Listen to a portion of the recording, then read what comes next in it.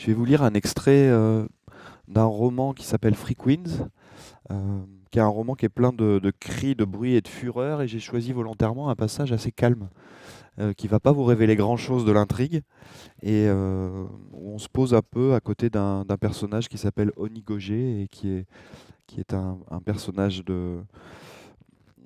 d'ancien flic qui enquête sur des meurtres. Nous sommes au Nigeria. Kaduna, 21 mars 2020. La nuit tomba, la pluie s'interrompit vers 2 heures du matin. Comme tous les soirs depuis 8 jours, Onigoge rentra chez lui en catimini. L'air était lourd, l'atmosphère moite. Les murs de la maison semblaient dégoulinés de sueur. Quelque part à l'étage, sa femme et ses filles dormaient. Il alluma le téléviseur et coupa le son. Comme s'il attendait ce signal, un papillon de nuit surgit de nulle part pour butiner l'écran. Épuisé, Gauget se servit un grand verre d'eau qu'il but en savourant chaque gorgée. Il s'en servit un deuxième et s'assit sur le canapé du salon face à l'écran mutique. Il s'assoupit presque aussitôt. Plus tard, le jappement d'un chien depuis la maison voisine le réveilla. La pluie avait repris, une pluie fine et têtue qui s'acharnait sur le toit de tôle, comme une multitude d'ailes de papillons sur une multitude d'écrans de télévision. La pièce était plongée dans le noir. Le téléviseur s'était automatiquement mis en veille. Sa main droite tenait toujours le verre d'eau, mais son contenu s'était renversé sur le canapé. Gauger passa les doigts sur le revêtement en coton installé par sa femme pour protéger le cuir, déjà sec. Il jeta un œil par la fenêtre, cligna des paupières, regarda sa montre et somnola encore quelques minutes. Le ciel se dégagea, puis blanchit. Le salon s'éclaira peu à peu. Les étoiles s'évanouirent au-dessus du dôme de la mosquée Rue del Coran, 2 rues plus loin. Le muezzin hurla dans les haut-parleurs l'appel d'Al-Fajr. Onigoge se leva pour se rendre à la salle de bain. Il se déshabilla pour faire ses ablutions. Il se lava avec soin 3 fois les mains, jusqu'aux poignets. Il se rinça 3 fois la bouche en portant l'eau à ses lèvres à l'aide de sa main droite, 3 fois le nez en aspirant et expirant l'eau portée avec la main droite, 3 fois le visage à 2 mains, les bras jusqu'au coude. Le bras droit d'abord, le gauche ensuite. Il se passa les mains mouillées dans les cheveux, du front jusqu'à la nuque d'abord, de la nuque jusqu'au front après. Il frotta ses oreilles, puis ses pieds, 3 fois, glissant l'auriculaire entre chaque orteil, le pied droit, puis le gauche. Quand il eut terminé, il se rhabilla, il déroula son tapis, sajada. Il leva les mains devant lui et il murmura « Allahu Akbar ». Il posa la main gauche sur sa poitrine, sa main droite sur sa main gauche. Il récita l'invocation du commencement. « Gloire à toi, ô mon Dieu, louange à toi. Que ton nom soit béni, que ta gloire soit exaltée. Il n'y a pas d'autre Dieu que toi. » Puis il entama la première sourate. « Bismillah Rahman Rahim » au nom de Dieu, le clément, le miséricordieux. Onigoge avait du mal à se concentrer. Il prononçait mécaniquement les mots appris par cœur en arabe.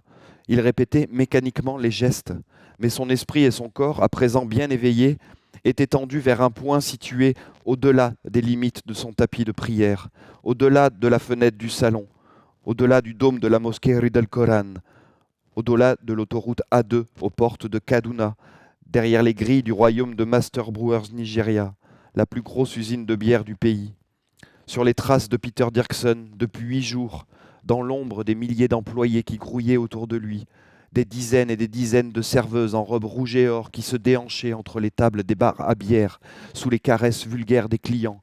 Il entendait le bruit des tireuses et des bouteilles de First qu'on décapsulait, le vrombissement des moteurs des camions livreurs, le va-et-vient incessant, le claquement des mains baladeuses sur les hanches des vendeuses en rouge et or. Il voyait le glissement des doigts sur leurs cuisses, puis entre leurs cuisses, dans la pénombre des ruelles, derrière les bars ou de l'habitacle d'une voiture. Le film de ces images et de leur vacarme s'interposait entre chacune de ses prières, chacun de ses gestes, de plus en plus prégnants, de plus en plus réels, souillant ses mains, sa tête, ses bras et ses pieds, comme s'il ne s'était pas lavé et qu'il devait tout recommencer. Les traits de Victoria Namo en surimpression, son sourire triste sur les photos de famille, son visage souillé de sang séché et de terre ocre sur les clichés de son cadavre, son corps nu, démantibulé et blafard, émergeant d'un tas d'ordures et de carcasses rouillées. Alors Gauger secoua la tête et changea de position. Il ouvrit ses mains devant et autour de sa tête, prononça une nouvelle fois les mots saints « Allahu Akbar ». Il s'inclina en mettant les mains sur ses genoux et il psalmodia à 3 reprises « Sobhana Rabbiya el-Hadim, Sobhana Rabbiya el-Hadim, Sobhana Rabbiya el-Hadim » Gloire et louange à mon Seigneur Tout-Puissant. Avant de se redresser et de diriger ses mains vers ses épaules, il récita « Que Dieu entende celui qui le loue » et ainsi de suite. Le même rituel mécanique, chacune des 6 positions, à genoux, mains vers le sol, paume ouverte contre terre, puis la tête relevée, puis sur ses talons, puis le front posé au sol. Gloire à mon Seigneur exalté, jusqu'à la fin. Ses mains sur sa poitrine, la gauche en dessous, Allahu Akbar. Il prit conscience que Rose se tenait derrière lui, immobile, les bras pendant le long du corps. Sans un mot, Gauger se releva, saisit son tapis de prière, le roula et le déposa à sa place contre le buffet du salon, à côté de celui de sa femme. Puis il se dirigea vers la table basse, récupéra son verre vide et se rendit à la cuisine pour le remplir à nouveau. Il but, gorgée après gorgée, jusqu'à satiété, avant de revenir dans le salon. Rose s'était assise sur le canapé. Du plat de la main, elle tapota le tissu à sa droite, un sourire fatigué aux lèvres. « Viens t'asseoir avec ta femme un instant. » Gauger lui rendit son sourire fatigué et s'exécuta.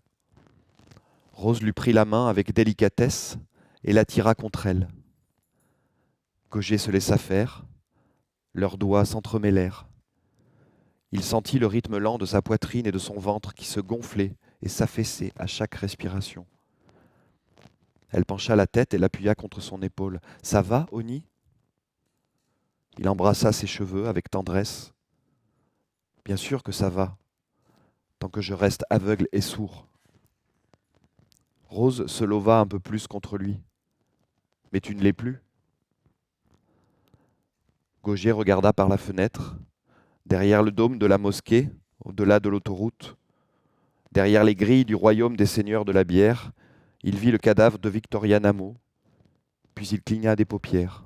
« Non, » dit-il, d'une voix à peine audible, « ni aveugle, ni sourd, je n'y arrive plus. »